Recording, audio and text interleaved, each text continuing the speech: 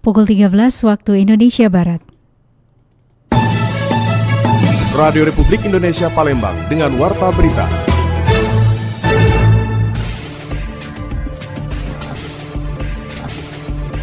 Tingkat partisipasi siswa SMA pada cek kesehatan gratis di Palembang saat ini masih cukup rendah.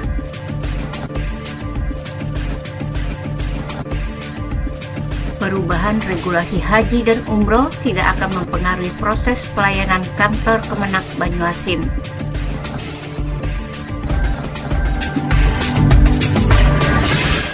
Itulah diantaranya informasi yang kami hadirkan siang hari ini Rabu 1 Oktober 2025 yang berhasil dihimpun tim redaksi RRI Palembang. Bersama saya Esi Armisi, inilah Warta Berita selengkapnya.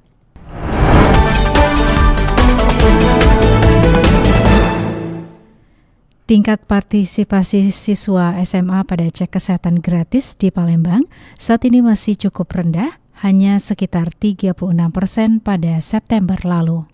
Sebanyak 5 sekolah tingkat SMA di wilayah kerja Puskesmas Sabokingking Palembang mengikuti program cek kesehatan gratis atau CKG pada September yang lalu. Namun partisipasi siswa masih tergolong rendah, hanya sekitar 36% dari total 1.835 siswa atau sebanyak 662 siswa yang mengikuti pemeriksaan tersebut. Mayoritas siswa yang tidak ikut karena tidak mengisi format persetujuan orang tua yang disediakan secara online melalui Google Form. Penanggung jawab CKG Puskesmas Sabokingking, Dr. Safira Safriana menjelaskan bahwa pemeriksaan ini meliputi lebih dari 12 jenis pemeriksaan kesehatan, seperti status gizi, tuberkulosis, kesehatan jiwa, anemia, hepatitis, pemeriksaan mata, gigi, telinga, gula darah, hemoglobin, kebiasaan merokok, dan tingkat aktivitas fisik. Alasan mereka apa, Dok? Rata-rata tidak mau mengisi Google yang telah kita kasih. Jadi kalau kita tidak, kalau anak-anaknya tidak mengisi link yang kita beri, itu tidak bisa dilakukan pelayanan gitu.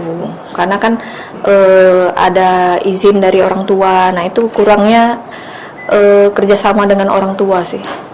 Ditambahkan Safira, kelima sekolah yang mengikuti program ini adalah SMK Taman Siswa, SMA Muhammadiyah 5, SMA Saverius 4, SMA Negeri 5, dan SMA Bakti Nusantara. Dr. Safira berharap seluruh siswa di sekolah dapat berpartisipasi agar manfaat pemeriksaan dapat dirasakan secara maksimal. Ia menambahkan apabila ditemukan gejala ataupun resiko penyakit selama pemeriksaan, penanganan lebih lanjut dapat segera dilakukan sebagai langkah pencegahan. Hal ini diharapkan dapat meningkatkan kesehatan siswa secara menyeluruh. Dr. Safira menekankan pentingnya dukungan dan kerjasama dari pihak sekolah serta orang tua siswa demi kesuksesan program kesehatan gratis ini. Ia menghimbau kepada orang tua agar mau mengisi formulir persetujuan agar anak-anak mereka dapat mengikuti pemeriksaan tanpa hambatan. Dari Palembang, Sumatera Selatan, Muhammad Irfan, Pro 1 RRI terus mengudara untuk Indonesia. Beralih ke informasi selanjutnya, warga Kampung Tunanetra di Kompleks Seduduk Putih Palembang dilanda keresahan setelah muncul rencana pemerintah daerah membangun rumah susun sederhana sewa atau rusunawa di kawasan tersebut. Wali Kota Palembang Ratu Dewa menegaskan pemerintah Kota Palembang tidak akan menggusur Kampung Tunanetra di Kompleks Seduduk Putih 8 Ilir. Pernyataan ini disampaikan untuk meredahkan keresahan warga terkait kabar rencana pembangunan rumah susun sewa atau rusunawa di kawasan tersebut. Ratu Dewa menjelaskan pembangunan rusunawa merupakan program pemerintah pusat dalam rangka penyediaan 3 juta rumah bagi masyarakat berpenghasilan rendah. Namun hingga kini lokasi pembangunan belum ditetapkan dan proyek masih dalam tahap studi kelayakan. Ia mengakui ada kelalaian dari organisasi perangkat daerah OPD yang belum melibatkan komunitas tunanetra dalam dialog sejak awal. Tunanetra, tetapi sekali lagi setelah saya baca lengkap dokumennya diprioritaskan tempatnya di lantai dasar khusus para tunanetra di sana. Tetapi jam 10 tadi saya sudah minta dengan berkimtan biar gerak cepat supaya dicek lapang. Memang ada, setelah saya cek kemarin, ada sedikit kelalaian dari organisasi perangkat daerah kita belum diajak duduk bersama. Sebelumnya warga kampung tunanetra menolak rencana penggusuran. Ketua RT 30 Kelurahan 8 Ilir, Yadi mengatakan warga memiliki dasar hukum kuat berupa surat hibah tanah seluas 2,7 hektar dari Tang Hong Ki. Hibah tersebut mencakup kawasan yang kini ditempati berbagai fasilitas umum mulai dari pasar ikan modern, kantor camat, kantor PLN, sekolah, restoran, hingga kantor lurah. Perubahan regulasi haji dan umroh tidak akan mempengaruhi proses pelayanan. Kantor Kemenak Banyuasin minta masyarakat tidak perlu khawatir. Kalau sisi untuk jamaah tidak ada masalah, karena itu kan sistem ya. Jadi walaupun nanti perpindahan dari Kementerian Agama ke Kementerian Haji. Kantor Kementerian Agama Kemenak Kabupaten Banyuasin menegaskan bahwa masyarakat tidak perlu khawatir dengan adanya perubahan regulasi penyelenggaraan haji dan umroh. Mulai tahun 2026, kewenangan penuh pengelolaan ibadah haji akan beralih ke Kementerian Haji dan Umroh, menggantikan peran Kementerian Agama yang sudah berjalan lebih dari 7 dekade. Kepala Kantor Kementerian Agama Banyuasin, Abadil, mengatakan bahwa seluruh proses pelayanan calon jemaah tetap berjalan normal. Menurutnya, sistem administrasi dan pendaftaran haji sudah terintegrasi dengan baik sehingga masyarakat tidak akan dirugikan oleh transisi kelembagaan ini. Ia menambahkan bahwa meski terjadi pengalihan aset, sumber daya manusia dan sarana prasarana ke kementerian baru, hal tersebut hanya berpengaruh pada struktur organisasi internal. Bagi masyarakat, prosesnya tetap sama seperti sebelumnya. Abadil menegaskan kembali bahwa regulasi baru ini justru bertujuan untuk meningkatkan profesionalitas pelayanan haji dan umroh. Dengan adanya kementerian khusus, pelayanan akan lebih fokus dan diharapkan semakin memudahkan calon jemaah. Jadi begini, kita tetap konsekuen dan komitmen karena kita ini adalah aparatur pemerintah dan kita sesuaikan dengan aturan yang ada bahwa per tahun ini yang jelas tahun 2026 ya, dan di akhir 2025 beberapa bulan yang lewat kan sudah ditunjuk oleh Bapak Presiden Menteri Penyelenggaraan Haji dan Umroh ya.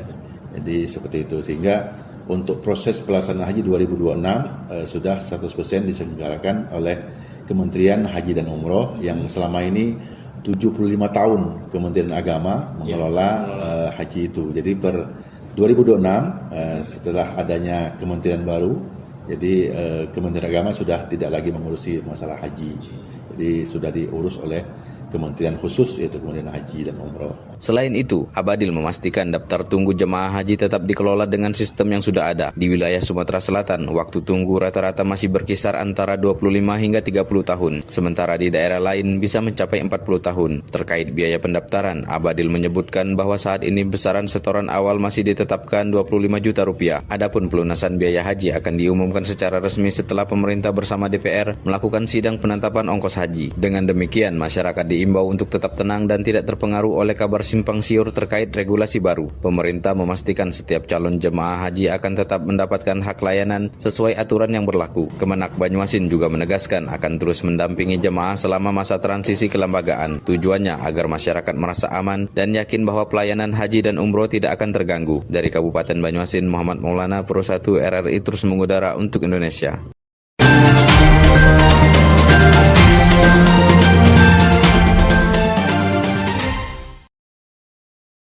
Ya, pendengar, upaya menjaga keamanan pangan menjadi perhatian utama dalam distribusi makanan bergizi gratis atau MBG. Sebanyak 600 relawan dari 22 satuan pelayanan pemenuhan gizi atau SPPG di Palembang kini mengikuti pelatihan dan sertifikasi penjamah makanan yang difasilitasi Dinas Kesehatan Sumatera Selatan. Pelatihan ini menekankan standar keamanan pangan mulai dari penerimaan bahan baku, proses produksi hingga pemorsian makanan. Selain itu, relawan juga dibekali praktek sterilisasi peralatan serta perbaikan sanitasi agar makanan yang disajikan tetap higienis dan aman dikonsumsi. Ketua Abji Sumsel, Sulaiha, menegaskan pentingnya penguatan kapasitas relawan dalam menjaga mutu makanan. Menurutnya pelatihan ini penting karena relawan dibekali pengetahuan dasar untuk menjaga makanan tetap sehat dan higienis. Terkadang kita anggap bahan baku itu yang dimulai dari bahan baku yang tidak baik, bisa juga jadi dari situ. Atau kadang-kadang bahan bakunya baik, pemorsiannya baik, tapi pengawasan pada waktu makanan hasil produksi itu sudah selesai untuk siap ke pemorsian. Nah, disitulah celahnya kadang-kadang banyak kelengahan dari setiap dapur. Jadi maka itu dibutuhkan sekali pengawasan yang ketat dari dapur. Sementara itu, pendengar Kabid Kesmas Dinkes Sumsel Dedi Irawan menambahkan sertifikasi ini juga menjadi langkah antisipasi terhadap risiko keracunan. Dengan sertifikasi Like Hygiene sanitasi ini, pemerintah berharap distribusi program MBG berjalan lebih baik sekaligus mencegah terjadinya kasus keracunan sehingga manfaat program benar-benar dirasakan masyarakat.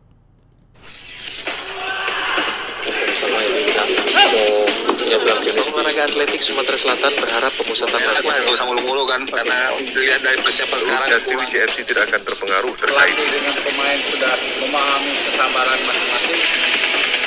Berita olahraga.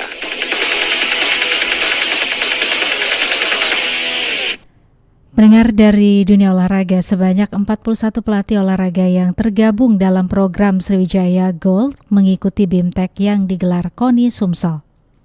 Puluhan pelatih cabang olahraga di Sumatera Selatan mengikuti bimbingan teknis yang digelar KONI Sumatera Selatan. Kegiatan tersebut diikuti 41 pelatih yang tergabung dalam program Sriwijaya Gold. Dalam BIMTEK tersebut, para pelatih mendapat pembekalan tentang kesehatan atlet, mulai dari gizi, nutrisi, hingga perencanaan program latihan jangka menengah dan panjang. Kabid Binpres KONI Sumatera Selatan, Syapril Caniago mengatakan, kegiatan ini menjadi langkah strategis untuk meningkatkan kualitas kepelatihan. Tujuannya menyiapkan atlet Sumatera Selatan agar lebih siap menghadapi PON 2028 di Nusa Tenggara Timur dan Nusa Tenggara Barat. Ini sangat penting sekali karena kita mengacu daripada evaluasi kita pada saat hasil PON kemarin. Makanya pimpinan KONI melalui bidang pembinaan prestasi merespon termasuk juga pemerintah daerah bahwa dari sekarang harus sudah kita siapkan atlet-atlet untuk kita siapkan nanti di PON 2028. Makanya pelatih-pelatihnya kita berikan materi-materi yang sangat penting sekali untuk meningkatkan prestasi atlet. Sementara itu, pelatih judo Sumsel, Syarif Hidayatullah, menilai kegiatan tersebut sangatlah bermanfaat. Menurutnya, materi yang diberikan relevan dengan kebutuhan di lapangan, serta dapat meningkatkan kualitas para pelatih.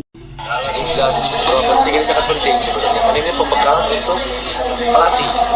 Jadi karena di sini kita banyak ilmu yang kita dapat seperti gizi, masalah program, sampai masalah psikologi untuk atlet. BIMTEK ini juga diikuti sejumlah pelatih dari luar daerah. Hal ini menjadikan forum tersebut sebagai ajang berbagai pengalaman sekaligus memperkuat jaringan pelatihan di dunia olahraga. Lamsi Harsilitonga melaporkan.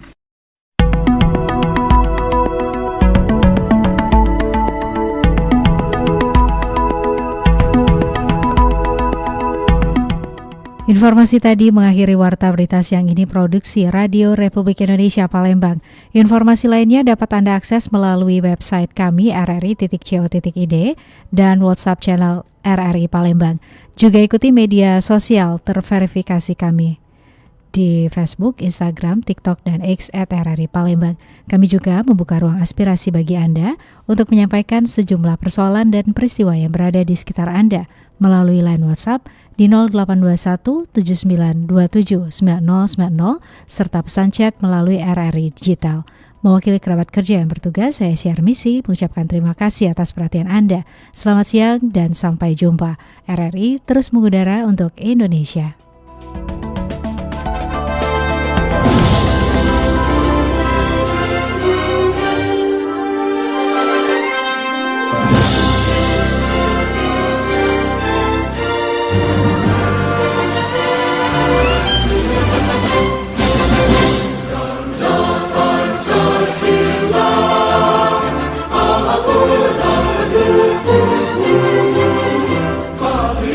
Proklamasi